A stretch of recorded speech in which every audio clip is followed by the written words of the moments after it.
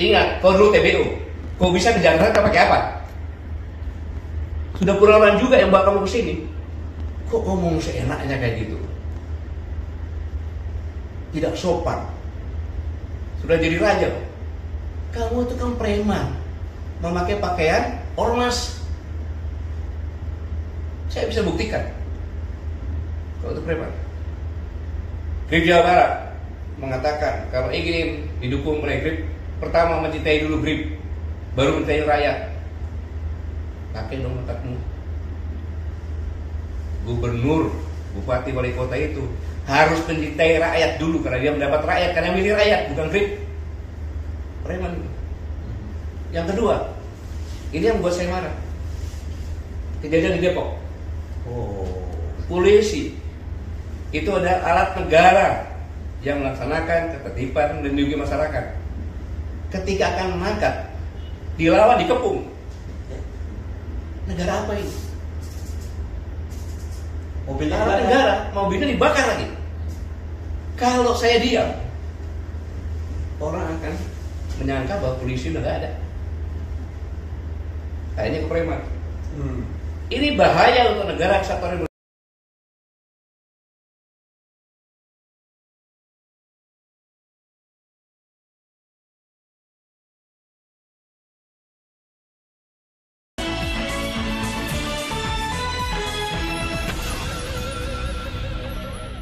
Assalamualaikum warahmatullahi wabarakatuh. Waalaikumsalam warahmatullahi wabarakatuh. Ini langsung, ini jarang-jarang ini kita kumpul bertiga ya. Ini bersama dengan Bung Rafi Jawad gitu ya. Wah, ya. Dan kita kenapa spesial begini? Karena kita mewawancarai tokoh yang spesial gitu ya. Jadi, karena kita udah lama tidak mendengarkan Pak Gatot ngomong. Yes, orang lain gonjang-ganjing segala macam, ada purnawiran macam-macam. Pak Gatot kemana? Orang tanya begitu kan? Ya. Tapi saya kira gini, ada perkembangan terbaru nih. Oh, terima kasih Pak Gatot bersedia menerima kami berdua ya. Ya, alhamdulillah. Ya, ada perkembangan terbaru yang saya kira kalau saya menduga Pak Gatot pasti juga marah karena banyak orang marah. Tapi poinnya nggak tanya bagaimana kondisi kesehatannya hari ini, gambarnya dan lain sebagainya. Sehat. Basa-basi sedikit dong. Enggak sehat, beliau sehat juga. Jangan buang durasi, kita langsung aja ajar. Enggak sehat Pak Gatot kan. Alhamdulillah. Ya. Oke. Ini sedang viral banget ini video Hercules. Dan itu yang saya terkejut, dia itu mengecam Pak Sutioso dan juga purnawirawan. Kebetulan Pak Sutioso itu saya wawancara dengan Pak Yos itu ya. Dan ini menurut saya kalimatnya nggak pantas ya diucapkan oleh seorang itu kepada seorang senior seperti Bang Yos dan juga termasuk para purnawirawan yang ada di situ, Pak Tri Sutrisno juga gitu. Kalau Pak Gatot sendiri sempat lihat videonya itu, sudah lihat gitu. Jadi ketika saya dihubungi sama Abang untuk wawancara, saya sudah 2 bulan lebih saya puasa, tidak mau bicara, tidak mau diwawancara. Karena saya sedang mengamati benar situasi negara kita kan, situasi regional, internasional. Tapi begitu masalah Hercules, ini kurang ajar nih orang, tidak tahu diri, gitu loh. Dia merasa paling hebat. Kalau udah pensiun, nggak ada di mata kirinya dia tuh, nggak dianggap itu, ya kan? Pak Sutioso ngomong apa? Tidak ada satu kata pun Purnawirawan Pak Sutioso mengatakan akan kudeta negara. Fitnah itu. Hei, Purnawirawan Pak Sutioso itu Purnawirawan Baret Merah dari Kopassus, bintang 3 Letnan Jenderal. Saya juga Purnawirawan. Tidak kau anggap kau ngomong seenak perutmu saja itu. Ingat, kau dulu TBO. Kau bisa ke Jakarta pakai apa? Sudah Purnawirawan juga yang bawa kamu ke sini. Kok ngomong seenaknya kayak gitu? Tidak sopan. Sudah jadi raja kok. Kamu itu kan preman, memakai pakaian ormas. Saya bisa buktikan. Kau itu preman. Grip Jawa Barat mengatakan kalau ingin didukung oleh Grip, pertama mencintai dulu Grip, baru mencintai rakyat. Pakai dong otakmu. Gubernur, bupati, wali kota itu harus mencintai rakyat dulu karena dia mendapat rakyat, karena milih rakyat, bukan Grip. Preman itu. Yang kedua, ini yang membuat saya marah. Kejadian di Depok. Polisi itu adalah alat negara yang melaksanakan ketertiban melindungi masyarakat. Ketika akan mengangkat, dilawan, dikepung. Ya. Negara apa ini? Mobilnya Alat dibakar. negara, mobilnya dibakar lagi. Kalau saya diam, orang akan menyangka bahwa polisi udah nggak ada. Akhirnya ke preman. Ini bahaya untuk negara kesatuan Republik Indonesia. Satu, dia menghina pensiunan Kopassus. Kau juga menghina presiden saya. Jenderal Prabowo itu komandan Jenderal Kopassus, Pangkostrat presiden saya. Kau bilang bau-bau tanah lagi. Saya juga bau-bau tanah. Yang sopan bicara. Para Purnawan itu nggak ada satupun kata akan mengkhianati negara, akan kudeta, nggak ada. Justru mendukung. Mana ada? Pak Prabowo itu mantan Danjen Kopassus, mantan Pangkostrat. Masa prajurit TNI nggak dukung? Nggak masuk akal. Makanya pernyataan yang 8 itu kan mendukung, kecuali IKN. Ya. Dan memberikan masukan-masukan yang konkret berdasarkan pemikirannya mereka sendiri. Karena purnawirawan itu, Hercules tahu, purnawirawan yang di situ yang bicara itu, mereka adalah orang-orang gila. Gila mencintai negara kesatuan Republik Indonesia, termasuk presiden saya. Dia itu gila mencintai negara. Kau apa jasanya terhadap negara? Hidup di negara ini ya, yang sopan santun. Saya mohon maaf kepada saudara-saudaraku sebangsa tanah air. Selama ini saya tidak pernah bicara keras, tapi dengan preman saya harus bicara dengan terbuka seperti ini. Dengan menggunakan bahasa preman. Nggak boleh seperti itu. Semua TNI juga akan menjadi purnawirawan. Bahkan doanya prajurit itu agar bisa pensiun. Kenapa? Panjang umur pensiun. Sukses menjalankan tugas. Pak Setioso itu bukan langsung bintang 3 loh. Purnawirawannya bukan langsung begitu loh. Mereka berdarah-darah. Termasuk saya juga berdarah-darah di Timor.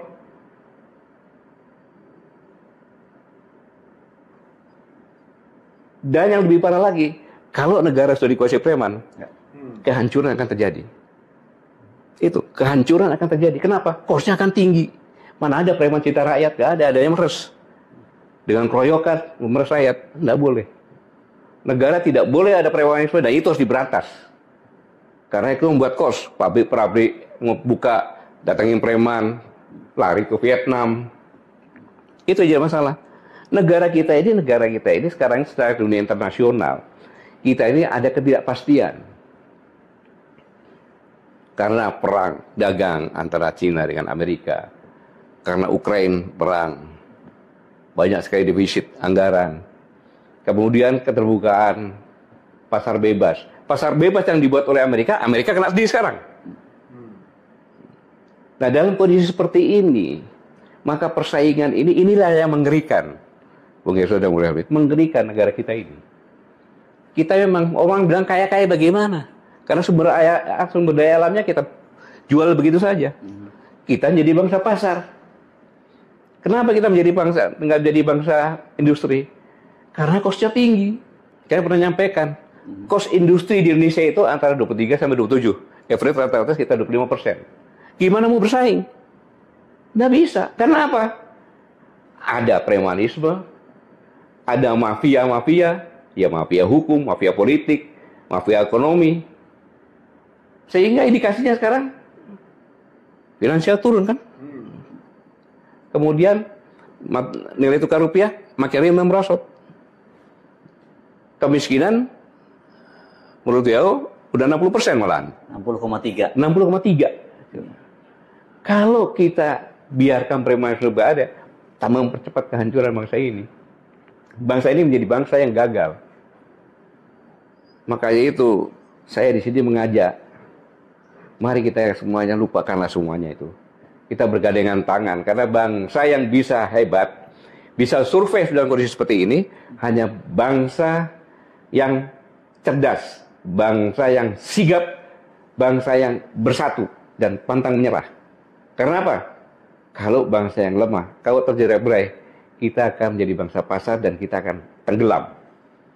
Ingat kita bonus demografi.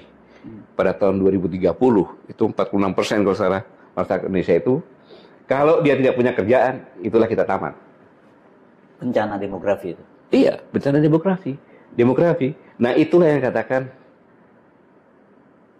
berhentikan premanisme, berhentikan mafia. Mafia itu kalau saya bilang kongres terlalu sopan. Itu mafia. Dia menguasai politik, dia menguasai ekonomi, dia menguasai hukum. Dan kemudian menguasai negara. Nah, itu untuk menguasai negara nanti ya. Sama dengan GRIP ini. Dia sudah masuk ke ranah politik, bahaya sekali. Jadi gitu. Pak Gatot, ini ada klarifikasi sedikit. Tadi mengatakan kita bersatu gitu ya. Tapi tentunya bersatu dengan elemen-elemen bangsa yang memang benar-benar mencintai negara ini kan. Bukan bersatu dengan preman dan bersatu dengan koruptor serta mafia tadi. Kecuali unless dia sadar. Ya, berubah, kan begitu. Jadi kalau negara ini ingin bangkit, mari sama-sama kita berantas premanisme, kita berantas korupsi, kita berantas mafia. Itu maksudnya. Takutnya kan nanti orang lain, wah ini Pak Gatot nyuruh kita bersatu, nggak bisa dong minyak dengan air. Kita clearkan dulu ya kan, jernih dulu airnya, baru kita bersatu. Bang Rev ini kayak pura-pura tidak tahu saja dia gitu.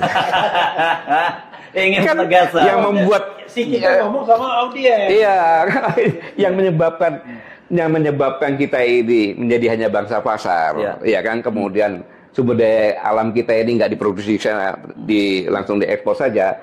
Itu ya karena premanisme, karena mafia, karena korupsi, itu yang harus diberantas, gitu loh. Itu musuh masyarakat, itu cancer di masyarakat. Nah, kalau itu sepakat kita. Ya kita harus sepakat lah. Kalau nggak sepakat, saya pulang aja begitu.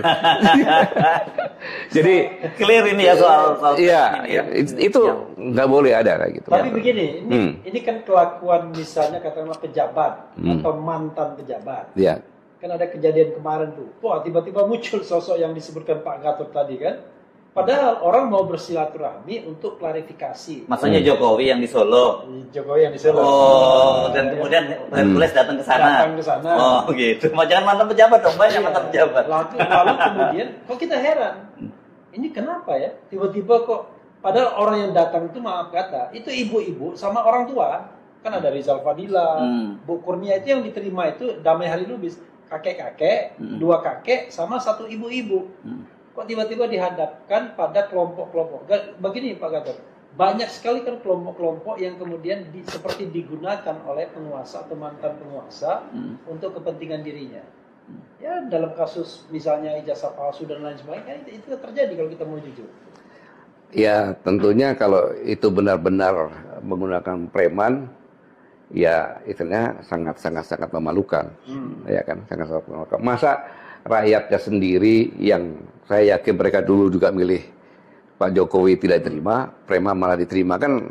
Ya saya melihat kenyataan seperti ini aja gitu kan. Ini kan apa saya mau ngomong ya, susah ngomongnya kok kayak gitu ya.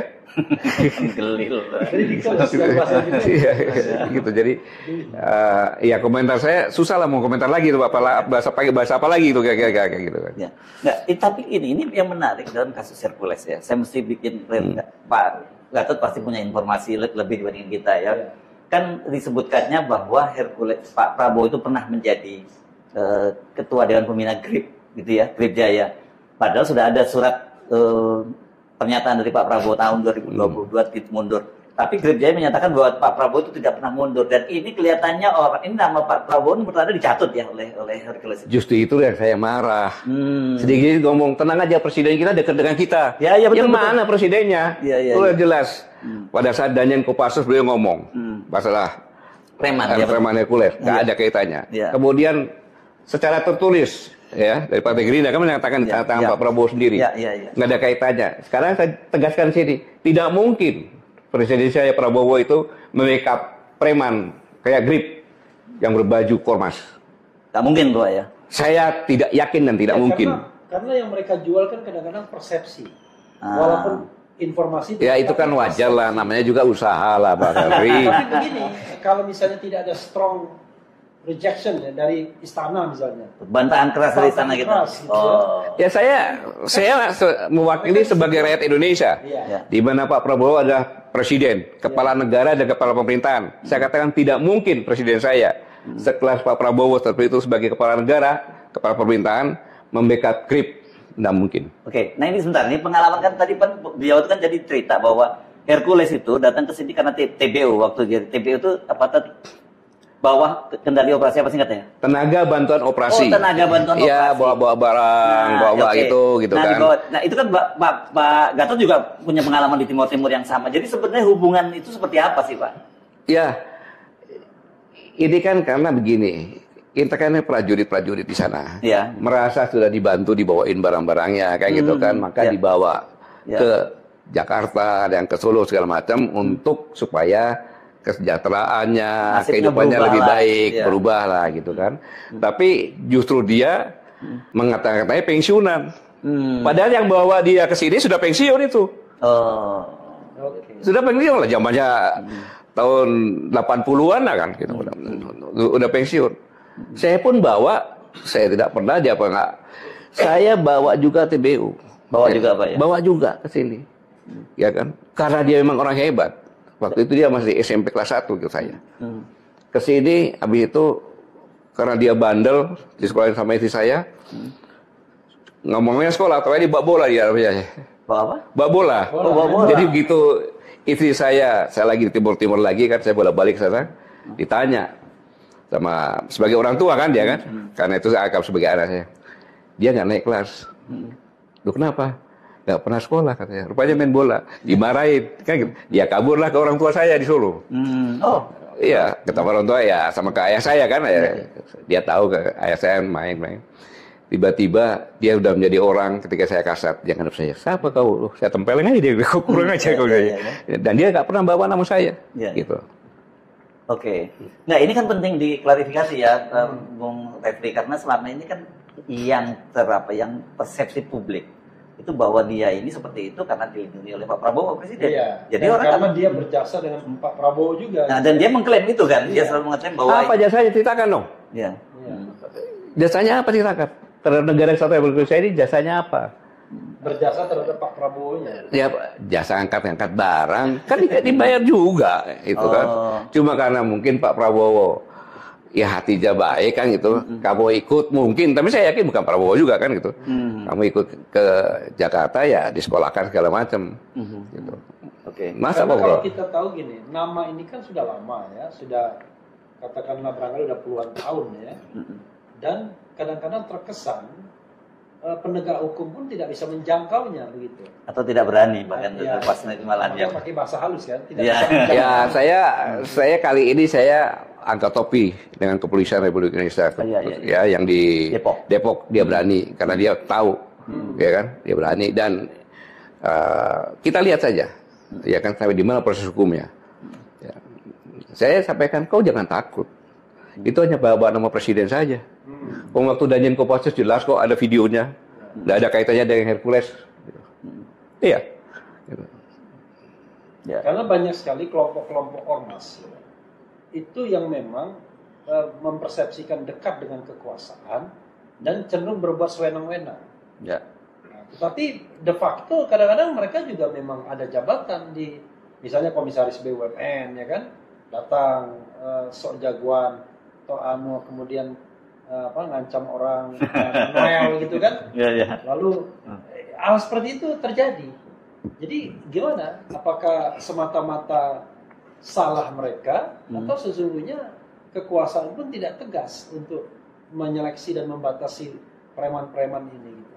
Ya mungkin tidak mendengar ya, makanya dengan forecast kita ini sampai ke Pak Prabowo ya, sampai pemerintah kita berantas premanisme karena itu akan menjadi cancer dari masyarakat. Masyarakat sudah susah lagi, ditambah susah lagi gitu kan. Karena definisi saya mungkin Mas Hersu, preman itu sederhana.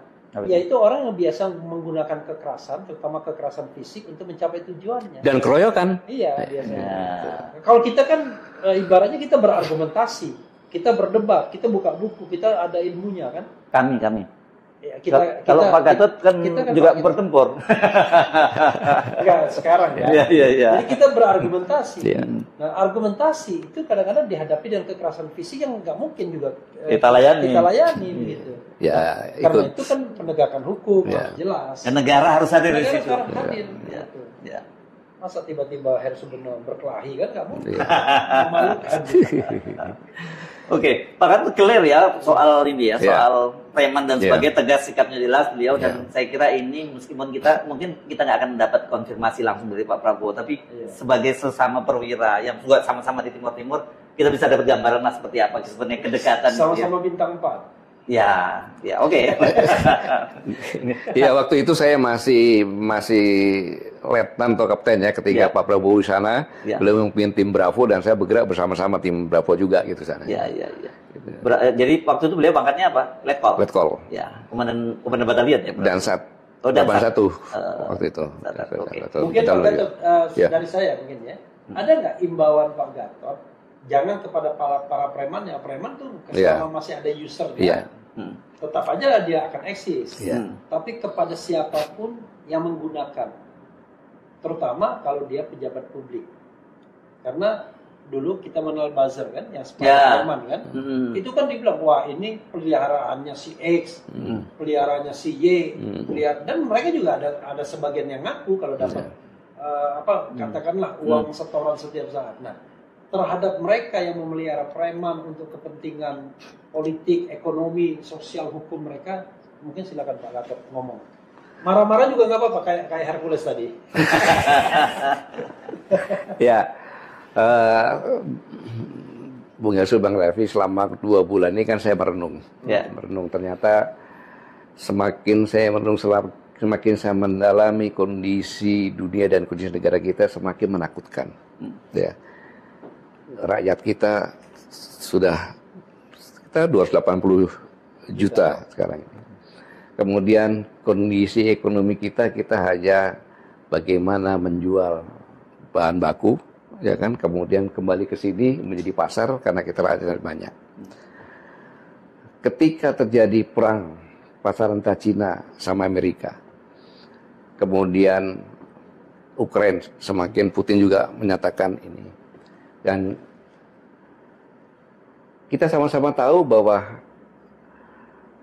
teori hegemoni yang disampaikan oleh Amerika dengan global paradox, yaitu keterbukaan, demokratisasi, lingkungan hidup, HAM, itu kan semua kan kaidah-kaidah hukum yang ditentukan sebagai polisi dunia.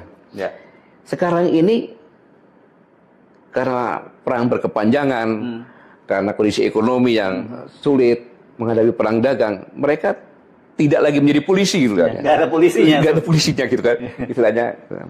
Nah, sekarang ini dampak dari 2 kejadian di dunia ini, ada ketidakpastian ke depan bagaimana. Ya kan? Kita sudah kena lompatan teknologi yang dulu waktu saya masih menjadi kasat sampaikan dampak dari peak oil theory akan menjadi orang lebih hemat lagi, tidak menggunakan orang. Kemudian kalau dulu saya bilang pakai laptop bisa lihat ke pasar gitu kan, sekarang tiba-tiba ada Grab dan sebagainya. Sehingga itu perangkap teknologi IT ini membuat lebih efisien. Maka sumber daya manusia lebih kecil. Ini berkaitan dengan ini. Kemudian kita akan masuk lagi ke mungkin 2025, 30-an itu kuantum. Di mana hitung-hitungan apa itu lebih cepat, ya kan, security segala macamnya. Nah, ditambah yang tadi ya, akhirnya kita hidup di hutan belantara rimba yang terjadi hukum rimba, gitu. Siapa yang kuat, dia makan yang lemah. Siapa yang ekonomi kuat adalah dia bisa memproduksi dengan low cost, kemudian dia bisa menggunakan high teknologi, kemudian dia bisa menghasilkan high performance atau barang yang bagus, ya. Kemudian dia bisa menjual dengan low price. Itulah yang jadi pemenang, gitu. Nah, kita sekarang ini yang saya sampaikan tadi, kita sudah high cost, ya kan, produksi. Kemudian tidak dibarengi dengan teknologi yang canggih, sehingga barang yang dihasilkan pun kualitasnya tidak tinggi, tetapi price-nya mahal. Siapa yang mau beli? Gitu. Dan ini semuanya kemakan dari jadikan pasar. oleh Cina. Nggak salah dia. Dia cari pasar sini. Kalau kita punya bargaining position yang bagus, kita ngomong dong, lu kesini dong barang-barang lu. Ya kan, gue pakai merek produk gue, ntar gue jual ke sana. Bagi-bagi keuntungan. Kan bisa seperti itu. Tapi ya enggak kan gitu. Jadi pasar. Nah ini dalam kondisi yang seperti ini, ya kan, bagi orang-orang tadi yang memelihara preman, saya minta sadarlah. Kita sama-sama berjuang bersama-sama. Karena bangsa yang hebat adalah bangsa yang tangguh, bangsa yang cerdas, bangsa yang sikap menghadapi situasi, dan bangsa yang bersatu. Itu modalnya. Nah sekarang kita sama-sama bersatu untuk negara kita ini, kan? Apalagi preman terus dihilangkan, makanya korupsi dihilangkan. Semua kita rakyatnya bersatu, lawan itu premanisme, lawan itu mafia, lawan itu korupsi, mafia hukum segala macam, teriak semuanya sama-sama. Cocok. Salaman dulu kita. Oh, mau salaman ya? Oke, terima kasih. Belum. Ini ada soal kan dari kenapa kemudian ribut-ribut Hercules tadi itu ya. Itu karena sebenarnya dia kelihatannya pasang badan. Kan ada 8 poin tadi yang Pak Gatot sebut ya, para purnawirawan itu. Yang paling diributkan sekarang itu kan memang poin ke-8. Soal tuntutan agar Gibran itu ganti lah, dimakzulkan. Bahasa hukumnya gitu ya, dimakzulkan ya. Tapi bahasa di situnya dicopot dan sebagainya. Pak Gatot sendiri memandangnya seperti apa? Apakah memang harus seperti itu? Ya kan gini, Bang Her, saya katakan mereka ini kadang saya katakan beliau ini senior saya, ya kan. Beliau ini kan senior saya yang gila semuanya itu, ya. Gila sangat mencintai negara kesatuan Republik Indonesia, itu poin yang pertama. Yang kedua, sama dengan saya, beliau ini sadar bahwa umurnya nggak panjang lagi. Ingin husnul khotimah. Nah, kenapa? Baru 52 kan sekarang. Ya, kenapa? Karena beliau dengan saya pernah bersumpah. Yang tidak bisa dihapuskan kapanpun juga, secara pribadi sumpahnya, karena demi Allah saya bersumpah akan selalu setia kepada negara kesatuan Republik Indonesia yang berdasarkan Pancasila dan Undang-Undang Dasar 1945. Kekhawatiran terhadap negara ini dalam kondisi yang sekarang ini yang berkaitan dengan Gibran, itulah yang menyebabkan beliau itu bersuara. Kayak itu, ketakutan karena kecintaan pada negara untuk menyelamatkan negara, ya kan? Membantah silakan. Ya kan? Membantah silakan. Jangan menghina perorangan dong. Apalagi ngomong purnawirawan, saya kan purnawirawan, presiden saya juga purnawirawan dong. Siapa lu kan gitu. Saya pun kalau dikatakan, Mas Gatot, itu kan non konstitusional. Ya, nggak ada masalah. Kan di argumen itu argumen yang dikatakan Bang Refli gunakan otak lah gitu. Bukan gunakan otot gitu. Jadi kesimpulannya, saya berpikiran positif bahwa purnawirawan itu sangat cinta kepada negara dan khawatir beliau tahu situasi ancaman. Kalau nanti tidak disampaikan, tidak ikut berjuang, maka ketika dibangunkan tadi kan, ya dibangunkan, terus ketiga apa? Tangan bicara, mulut terkunci, mulut terkunci, tangan dan kaki bicara. Nah, tangan yang bicara kayak jadi saksi kan gitu. Lagunya Chrisye ini. Cuma sekali doang dia rekam. Saya nyanyikan lagi. Kan itu kan. Itu yang ditakutkan gitu loh. Jadi sangat wajar menyampaikan hal semacam itu. Kan warning. Itu kan warning kan gitu. Warning yang disampaikan kepada penentu kebijakan. Bukan mereka mengeksekusi.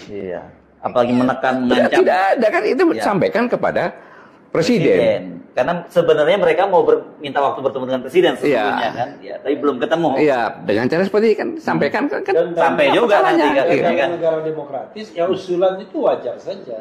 Yang tidak boleh itu melakukan perbuatan anarkis. Dan yang dilakukan kan rapat, menyampaikan pendapat, ditulis, ditandatangani, disampaikan kepada presiden. Walaupun saya tidak ada di situ karena saya ada acara kawinan. Nah itu kalau gitu kita pertanyaannya, sikap pribadi Pak Gatot sendiri, saya nggak tahu sebagai personal atau sebagai presidium koalisi aksi menyelamatkan Indonesia, apakah itu salah satu menurut Pak Gatot memang langkah yang harus dilakukan untuk menyelamatkan masa depan bangsa ini? Nah, sebelumnya klarifikasi, di situ ada 103 jenderal yang tanda tangan. Pak Gatot ikut tanda tangan nggak? Saya tidak. Lanjut, silakan. Ya. Saya katakan tadi kan, itu persepsi dari para purnawirawan karena kekhawatirannya. Saya tidak ikut situ karena saya ikut tadi di perkawinan di teman saya gitu. Jadi ya, saya pikir suatu hal yang wajar dalam demokrasi ini menyampaikan pendapat seperti itu. Itu pendapat loh. Kecuali dia melakukan sesuatu yang untuk menjatuhkan, itu tidak boleh. Kan gitu. Tetapi beliau menyampaikan, ya terserah atau presidennya gimana nanti kan. Apa salah? Ya tidak. Menyampaikan kepada presiden, mau apa aja terserah aja. Mau minta duit pun boleh. Kan gitu.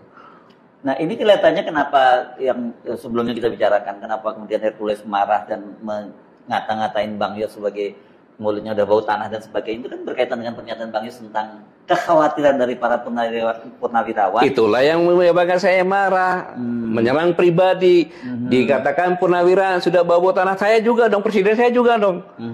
Siapa dia kan gitu. Tapi terkesan dia pengen cari sandaran. Jadi seolah-olah yang diserang ini, yang dikritik ini presiden. Padahal jelas kan poin 8 itu wakil presiden. Ya cara preman kan berarti kan sandarannya kan? Cara preman kan gitu. Jamin fitnah kan gitu. Mau kudeta, mana kudeta mananya? Memanipulasi lah tepatnya. Ya, manipulasi berita kan gitu. Itu kan ya jelas kalau videonya ada. Kapan Pak Soso mau kudeta sama presiden? Nggak ada. Bang Yos malah merasa dia sangat dekat dengan Pak Gatot, Pak Prabowo gitu. Yang 8 juga kan nggak ada yang datang presiden. Nggak ada. Hanya yang tidak dukung hanya KAN saja kan gitu. Itu apa salahnya gitu kan gitu. Masalahnya gini loh. Kalau dibiarkan ya kan, kasihan prajurit. Iya kan, prajurit jangan berarti kalau gua jadi purnawirawan diinjak-injak sama preman. Kita purnawirawan suruh perang juga masih di depan. Gawat ini. Jadi tangganya itu hilang ya kan? Iya. Berarti kok saya presiden? Prajurit saya jagoan-jagoan. Kan gitu. Jam prajurit tua ini jagoan-jagoan juga. Kalau ada masalah yang menghancurkan negara, nggak usah dipanggil. Cari rampok senjata kita bergerak gitu kan. Gitu.